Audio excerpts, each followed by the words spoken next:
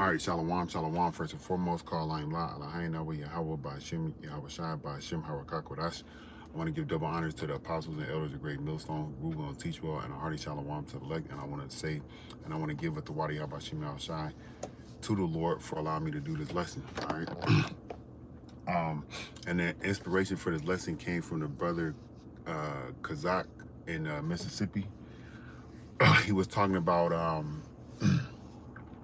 how the Lord is going to make us numb by our trials and adversities, okay, to prior to getting into Jacob's trouble, because Jacob's trouble is going to be very intense. He mentioned how the slaying of the Lord is going to be from one end of the earth into the other, and how how we will have to be walking over dead bodies, okay. But he mentioned that the Lord is going to build us up to be okay in that right mindset. And then he also mentioned divine intervention, okay. We are going to need divine intervention, all right. And I know I wasn't going to be able to remember the definition, so I wrote it down. All right, divine intervention. It says here, belief that Yahweh, all right, actively gets involved in human affairs, altering events in a way that miraculously, or in a way that miraculous, or in a way that is miraculous or beyond natural order. All right, Salakia. And that's how the Lord's going to do it, man. All right. I got a few scriptures, okay, that I'm going to read. The first one I'm going to read, all right, is Jeremiah 30:7, because Jacob's trouble is coming. He also mentioned how 2/3 of our people, all right, the YNs,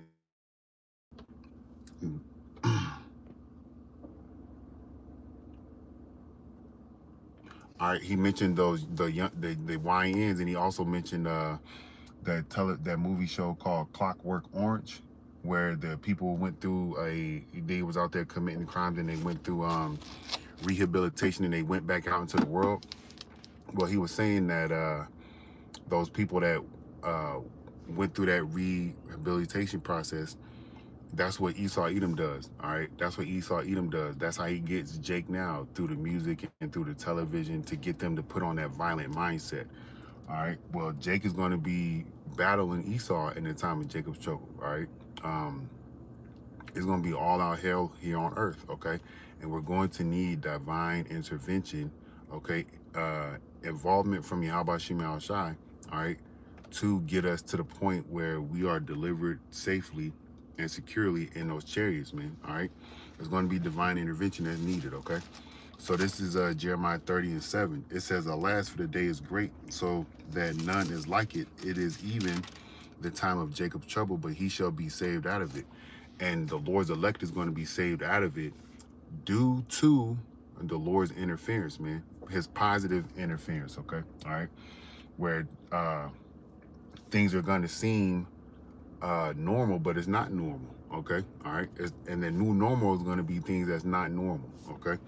All right, what I mean by that is the hopeful elect, all right, we're going to receive spiritual powers, all right, where we could deliver brothers out of certain situations, where we're going to be able to eat when nobody else is eating, or when they don't have access to certain things. We're going to have that ability. The Lord is going to guide us, okay? All right, like Raphael guided Tobias, all right, or was it Tobit? No, Tobit is his father, all right. He guided Tobias to get the fish ingredients to get rid of the demon and cure his father's blindness. He was guided by an angel like that. The Lord's going to have angels guiding us in that time, all right, in the time of Jacob's trouble. But you got to be working and serving the Lord, turning back, changing your ways. Those things are important to do, all right. But the time of Jacob's trouble is what's coming, okay. And with the time of Jacob's trouble fastly approaching, because when I say fastly approaching, you gotta look at what's going on in the world. All right, World War III is always talked about. These nations are always going back and forth with one another in regards to their nuclear capabilities, and they shouldn't use it or they should use it. And then you have all these little small wars, Ukraine and Russia. I'm not saying that they're small in regards to their size, but I'm just saying small compared to World War III. All right. uh, you just have utter disruption throughout everything geopolitically, okay, which is going to initiate World War III. All right, you also need to look at individuals losing their jobs at a high turnover rate. All right, I just seen an article again this morning where it says UPS, our United States Postal Service, if that's what it stands for. All right. Oh no, UPS, not USPS. I'm sorry, UPS. All right, it's going to be about 20,000 people losing their job within this time frame of the year. All right. Guess what that's going to cause? That's going to cause people to be hungry. That's going to cause people to not have things that they need to eat. Okay. All right. And then you got the tariffs that's going on. Stuff is not coming into America anymore, or will not be coming into America anymore. All right, because of these tariffs, because of this trade war. And with that being said, there's going to be less stuff on the shelves for people to eat. All right, it's going to be mass chaos out here, okay? And while I'm on that topic, let me just go ahead and read this in Second Ezra. This is Second Ezra chapter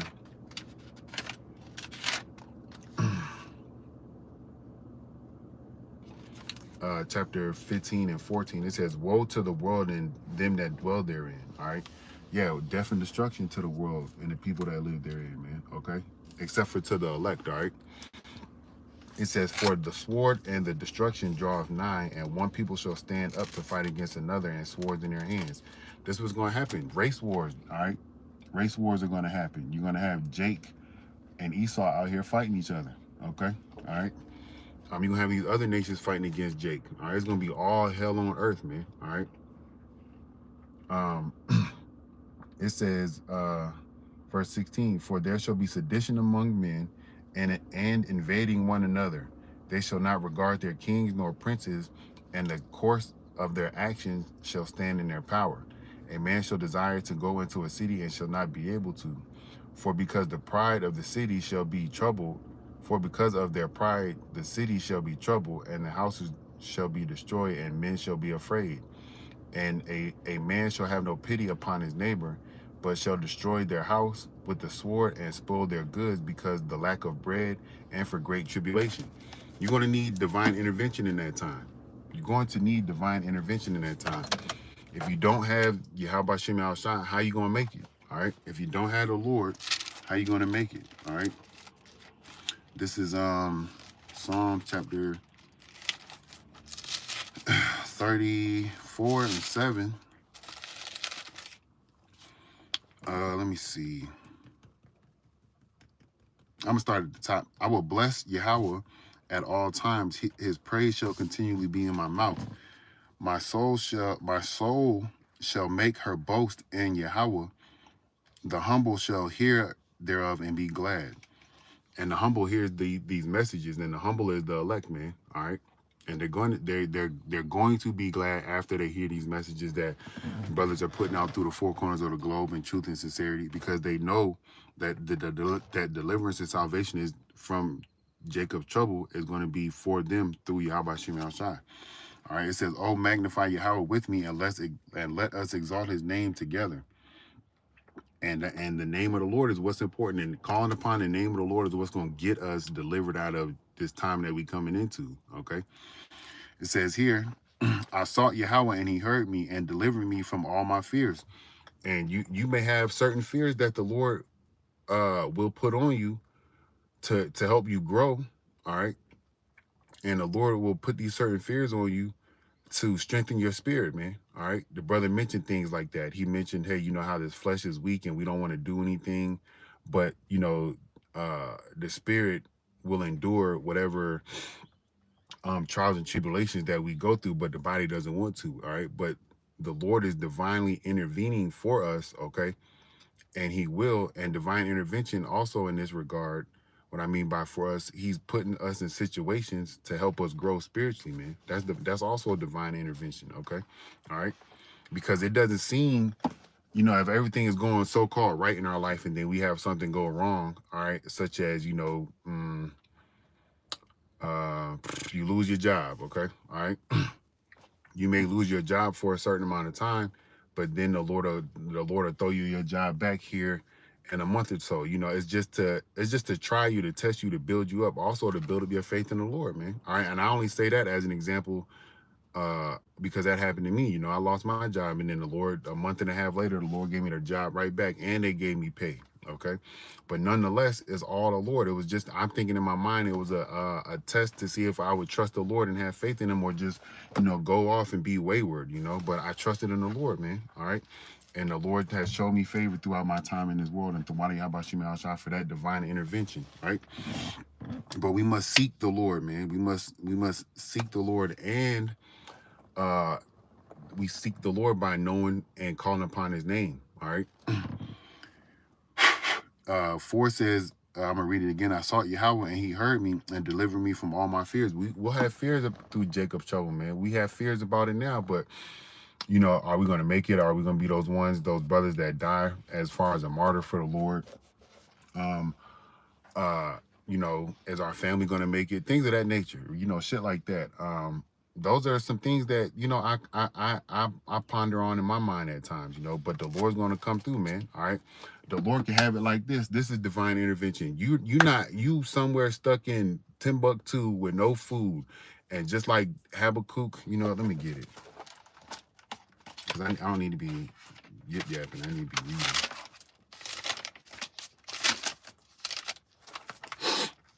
reading. This is an example of divine intervention.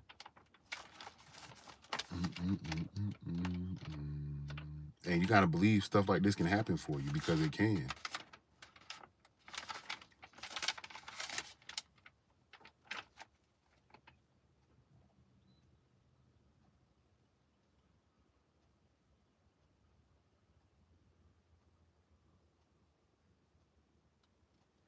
All right, I'm trying to find it. All right, this is it right here. I was looking in the wrong book. I was looking in Susanna, but it's in the Bell and the Dragon. All right, this is Daniel chapter.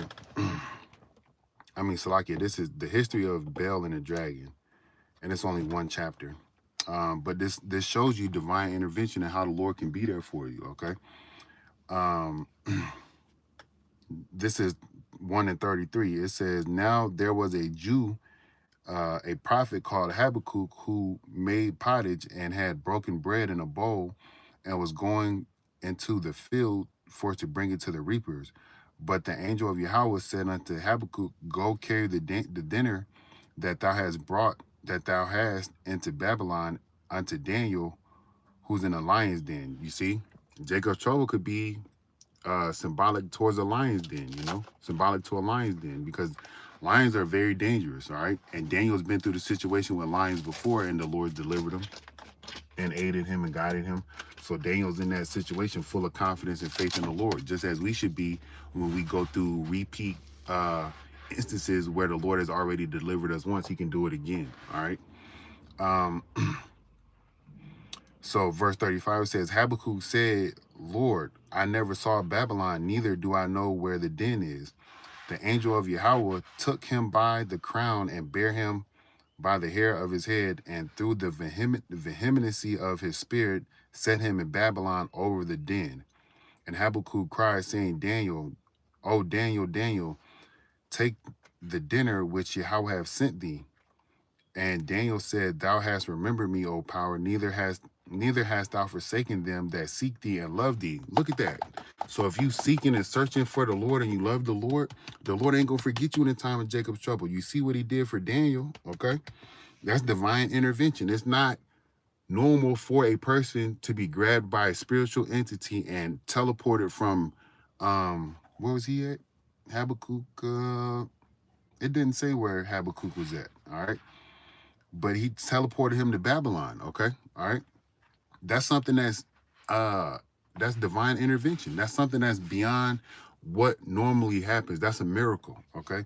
And that's what's going to happen for you so-called Negroes, Latinos, and Native American Indians, things of this nature. So Daniel, going on, continuing on 39, it says, so Daniel arose and did eat, and the angel of Yahweh set Habakkuk in his own place again immediately.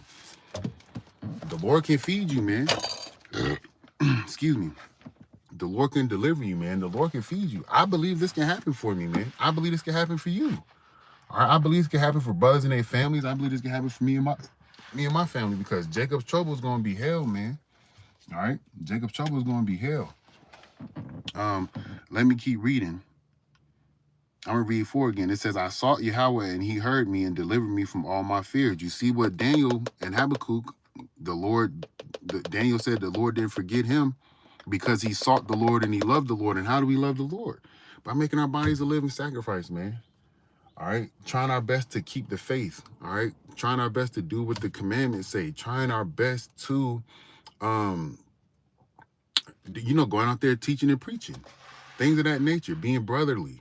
I ain't got no brothers around here with me, but I still, if I ever came across a brother again, I would still treat that individual as a brother. But nonetheless, it doesn't matter. I still know what I have to do with or without the brotherhood around me, and Lord will, I could link back up with those men of Great Millstone if that's the Lord's will, But nonetheless, verse 5, it says, they looked unto him and were lightened, and their faces were not ashamed.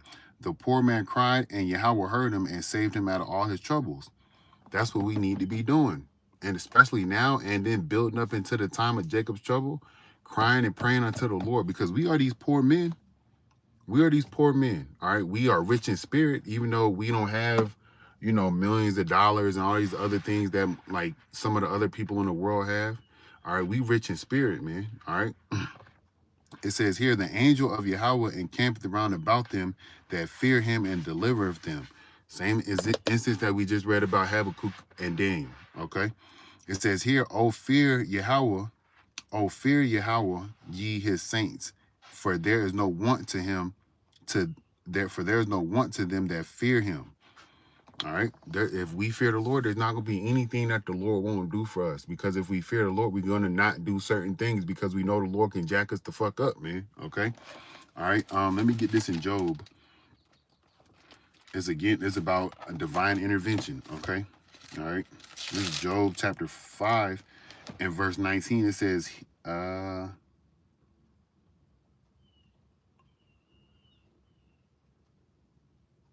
I'm going to start at 12. It says, he disappointeth the devices of the crafty, so that their hands cannot perform their enterprise. No new world order, no, that's it. No continuing of Esau, Edom's kingdom, no other kingdom, such as, the Moabite kingdom, the Ammonite kingdom, the Russian kingdom, which they're Edomites, all right? None of that stuff is going to happen, all right? The Lord is going to disappoint this man, all right? Verse 13, it says, he taketh the wise in their own craftiness, and the counsel of the forward is carried headlong. They meet with darkness in the daytime and grope in the noonday as in night. It says, but he saveth the poor from the sword, from their mouth, and from the hand of the mighty. And that's what we need. We need deliverance from the sword, the mouth, all right, which is, the laws and the legislations and the doctrines and the philosophies that they come up with.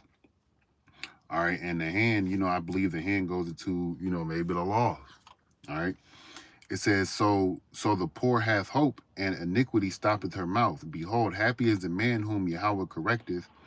Therefore, despise not the chastening of the Almighty. All right. Hey, the chastening of the Almighty, that correction that Yahweh Shema Shai puts on us. Okay.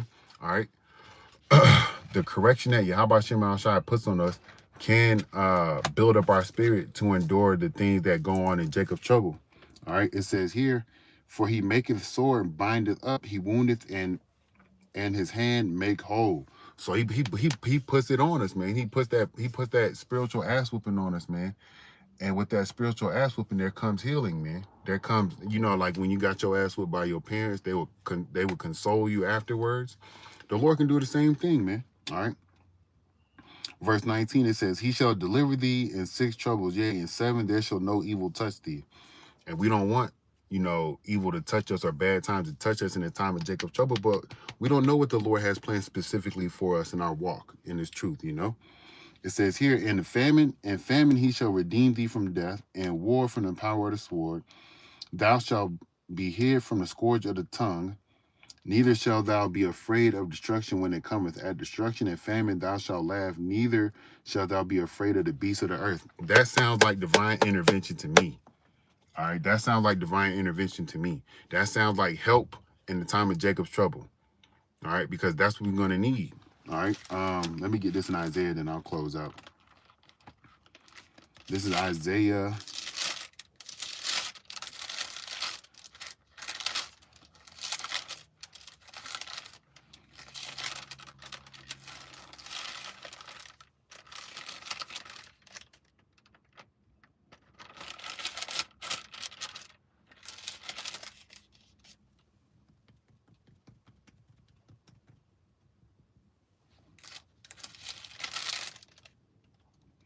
All right, this is Isaiah chapter 41 and verse 8. It says, But thou, Israel, art my servant, whom I have chosen, the seed of Abraham, my friend. Thou whom I have taken from the ends of the earth and called thee from the chief men thereof, and said unto thee, Thou art my servant, I have chosen thee and not cast thee away. All right, that's very important. In the time of Jacob's trouble, it's good to have that confidence and to know in your mind that the Lord has not casted you away, because the demon of doubt could jump upon you when you see some adversity that you not, or that you think that you're not ready for. But we got to remember 1 Corinthians 10 and 13, where the Lord is like, where Paul is like, hey, the Lord's not going to put nothing on you where you're not able to hear it, to bear it, but he's going to make a way for you to escape. All right, that's what we got to think about. All right, verse 10. It says, Fear thou not, for I am with thee. Be not dismayed, for I am Yahweh thy power. I will strengthen thee, yea, I will help thee. I will uphold thee with the right hand of my righteousness. Divine intervention, man. We're going to need it. We're going to get it through the spirit and power of Yahweh Shema Shah. Lord, will you edify to the next time. Shalom.